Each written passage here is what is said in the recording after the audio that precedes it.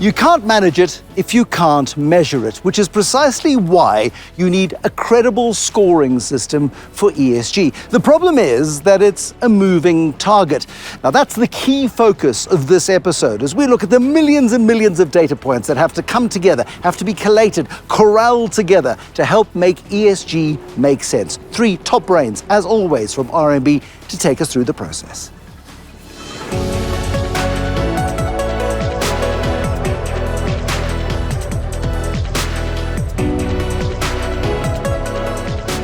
So, Abraham, how do we keep score when it comes to ESG? I think that's the key question. What we all realize is that ESG is an evolving field, and companies, countries, organizations aren't necessarily where we'd want them to be. There's that ultimate end game. We're moving towards it. That's the talk of transition. But you actually need to see if it's a forward transition, if you're making a positive movement, or if you're regressing. And I think that's where keeping score is important. And what the industry has done is there's been a proliferation of ESG ratings agencies and ESG data collection agencies so that investors, stakeholders, government, consumers have some objective way of comparing where an organization is moving from year to year. But we've established in this series that there are no fixed rules, there are no fixed parameters. So how do you rate something, Sigrid, that is intangible? It's an ever-evolving field, and I think this is why it is important to have different methods and different methodologies, because we're evolving. And I know there's this call for standardization, but how can you standardize something if the world is still, like you said, grappling with the very concept of how you measure it? But don't you undermine the credibility then of the measurement if everybody's using different... This one suits me because this makes me look pretty and my mum's the judge of the beauty contest, so I will do this one. I don't like this one because actually this judges me on coal and this one judges me on tree planting, so I'll take the tree planting one.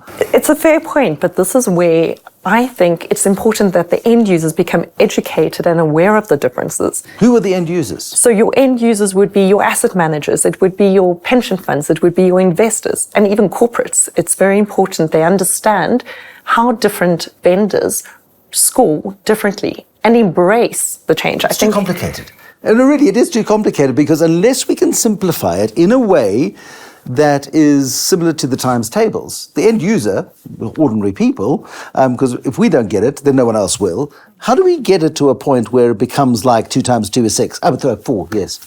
So I agree with Sigrid. I think there'll be increasing standardization. But what we often talk to our corporate clients about is that the ESG score shouldn't drive your strategy. It isn't your strategy. So you need to find a way to communicate your sustainability strategy clearly to investors and other stakeholders in a way that they understand the impact that you have. And scores are one output of measuring that. So I don't think the scores should be fundamentally what you target to improve, but obviously it is a reflection on your sustainability strategy. It may introduce new investors into your investor pool, given your sustainability credentials. So it's definitely important, but I think it's actually core to corporates to understand their sustainability and their impact and communicate that clearly to the market. But surely you communicate that most clearly when everybody speaks the same language. At the moment, we got what was the Old Testament, the Tower of Babel. Everybody went in talking one language and came out speaking 500 languages, and nobody could communicate anymore. You can speak the same language if you look at trends. So regardless of what methodology you use, look at how are you changing over time? Are you improving? Even if there's different methodologies as the base, is your score improving over time? For example, secondly, you can compare yourself to your peers. So it doesn't matter if vendor A scores you on ABC. If you are in the top 10% compared to your peers, then you're doing well. If vendor B uses a different methodology and the same company is in the top 10%, then you, as these end users I mentioned, as these clients, should feel even more reassured that that is a good company if people looking at different things both come to the same conclusion. Abraham, doesn't it come to a question of credibility, though? Because surely the credibility of any measure is what counts. And if we're doing different things, different ways, for different groups, different organizations, differently, that undermines the entire credibility of the measuring of ESG. So I think credibility has two aspects. One is who's doing the measuring. So if you get a brand name, a name that's well known, maybe has a reputation in other forms of rating, then you could do exactly as Sigrid said. And I know you've got something coming up, but you could do exactly as Sigrid said, which is, it doesn't matter the nuances between provider A and B. Both have shown that they can work with data and that they have integrity, and as long as you are improving year to year with that provider. Now, it depends also on the user of the data. If you're a fund manager and you've got disparate companies that you need to put into a fund, and the companies have different rating agencies, but you want your fund to have a consistent message, then you need to understand how do the rating agencies differ? So maybe one weights their scores by industry. Maybe they feel certain industries should be weighted more on, let's say, social. Maybe the other provider doesn't weight. And then you can use analytics to effectively bridge that gap. So I think what's good is with the advent of modern analytics and with information technology, you've got the computing power to actually build some common base between the metrics. How complicated, though, is it to get a rating on a company in terms of ESG? It is complicated. The theory is simple. And this is, I think, the challenge between going, well, like you say, how hard is it? Surely it's good or bad. How hard is it? The challenge is because it's an ever-evolving science, there are so many different aspects you need to take into consideration. For example, you need to look at a company and say, well, what is the business of this company? What is the industry it operates in? What are the aspects that make it vulnerable to certain ESG themes? For example, if you're a company that uses a lot of water in your manufacturing, you need to look at things like, is the company operating in areas that are susceptible to drought? We all know what happened in Cape Town just a few years ago. It brought that reality home.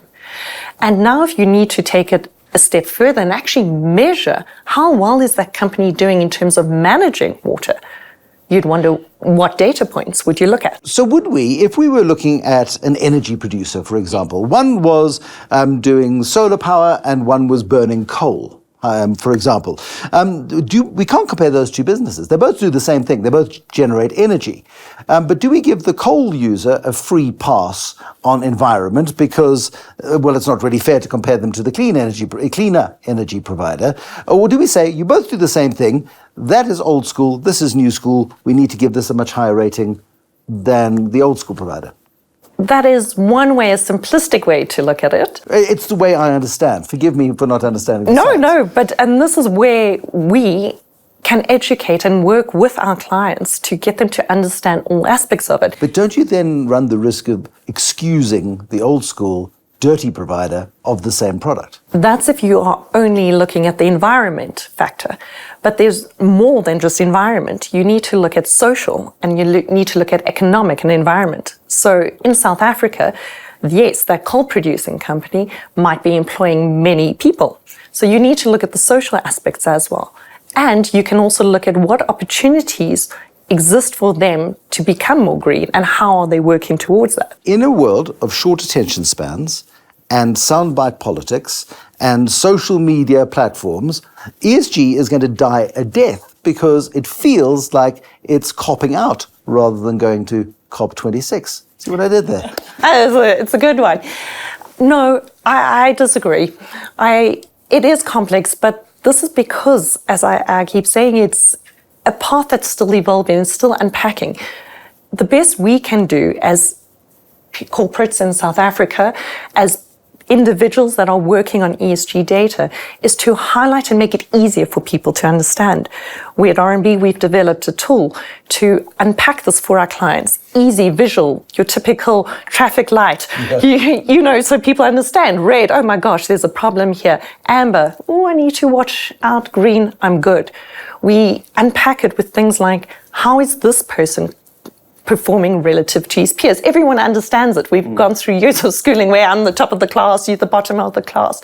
Bringing in those concepts for our clients to understand it and let us, where we have the resources, where we have the technology and the people to unpack the complexity, let us deal with that and provide you with an easy way of understanding ESG. How then do we get to credibility? I've gone to credibility 3 or 4 times in this discussion, but the risk here is that we don't get public acceptance of ESG. ESG becomes very academic, it becomes very remote, becomes very distant, and people stop buying into the idea of ESG. Because ultimately, this stuff only works is if everybody gets it and buys into it. Beth? Yeah, so I mean, I think there again, it's understanding different stakeholders and how you best communicate what you're doing with those stakeholders and translating your ESG impact into something relatable for people to understand. And then, as we've said, ensuring that your trajectory is going in the right direction. So if you can demonstrate that you're moving in the right direction and it's in a context that people can understand and see the impact on their community or their economy, then I think that makes it accessible for broader set of stakeholders. But I can imagine the CEO of a future nuclear power plant, for example, standing up and talking about how they deliver the most cost-effective, clean energy available anywhere in the world. And their ESG score is 175 out of 100. Well done to them, everybody, round of applause. And 6 months later, you need to clean out the reactor and you've got all of the nuclear waste. Again, it comes down to the credibility of the communication and the solutions to the problems, Abraham. And that is perhaps the thing we really need to get to is, are we making the world better, or are we simply giving the world yet another bit of jargon to sort of buy ourselves some time and raise some money? I think what we're doing, Bruce, is we're introducing a very important aspect of management of organizations into the mainstream. I think by and large, which is that you need to balance your total ecosystem effect as an organization. And what the metrics do, more than anything else, is it does focus management's mind, as well as the supply chain's mind, on what impact are we having, what's the social impact, what's the environmental impact.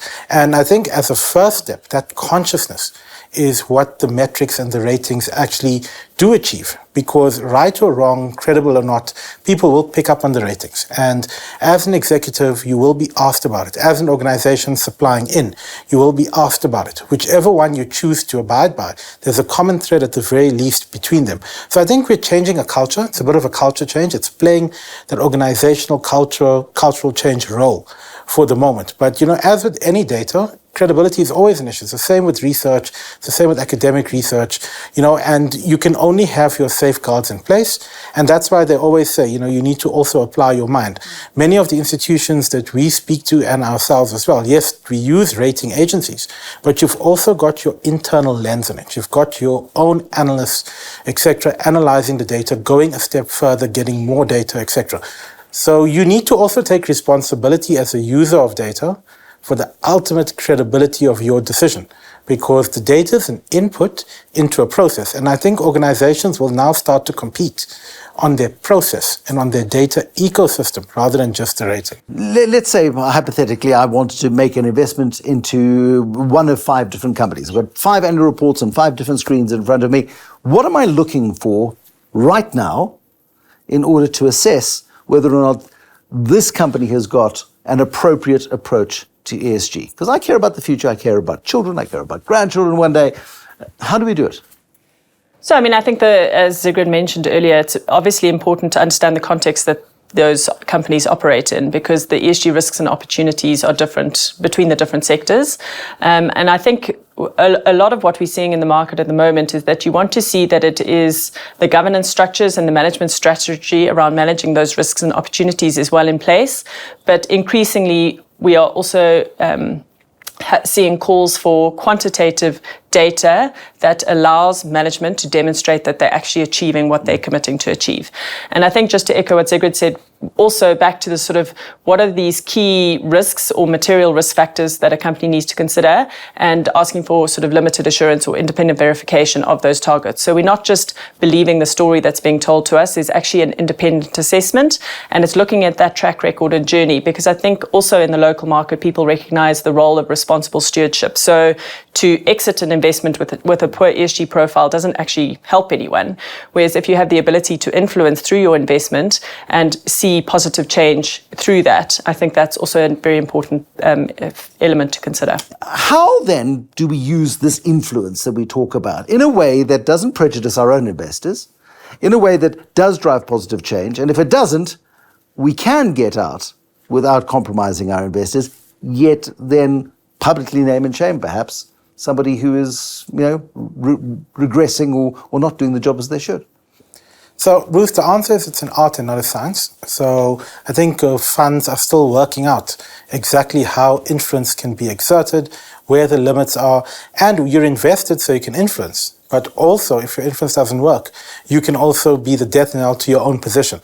So, there's this contradictory dynamic that you definitely caught on to that I think we're still figuring out as an industry, how to handle that dynamic. But what's important is it's not just one space. It's not just someone in the supply chain or a fund manager. What's happening is you're going to get this pressure from all sides. It's going to be your bank, it's going to be your suppliers, it's going to be your customers, it's going to be your employees. And I think when you look at that as a whole, you will get sufficient motivation to change, if only because commercial opportunities will start drying up for you the longer you don't meet the frameworks and the metrics of your industry. And I think perhaps if you look at it from the investor's point of view, it's for the investor to come in there and point out that, from a business point of view, we see your pipeline as being ABC. We've looked at your competitors. We still like what you're doing, but these are the threats. How are you going to overcome them? Which investment analysts have been doing for decades, albeit not with an ESG lens. But, it's the same with technology. As computers came up and as you got more technology, there were many conversations with corporations on how are you going to adopt to this new technology, or there's this new trend, it's going to disrupt you, or there's a new player in the market. It's the same conversation. It's the same type of thinking, but we're now applying it to ESG. And management teams have been responding because they also see the value of, signaling to the market and for their own survival. So I think you'd find it rare where you'll have a very, very reluctant management setup. But if you do, odds are then your governance screening could probably have picked that up before you invested in the first place. And that's why many ESG investors place a lot of emphasis on the G, because they're saying if a company isn't well governed, if it isn't complying with regulations, if it isn't transparent with their board reports, then odds are you're not going to be able to engage. Because sometimes what you may find is you may have a company that has challenges on E&S, but has a terrific G score. That company is probably a better bet for transition than a company that for now has good E&S but is very poor on the G, because a good G score shows a management team that takes governance and regulations seriously. We'll leave it there. Thank you very much indeed. That's the ABCs of ESG.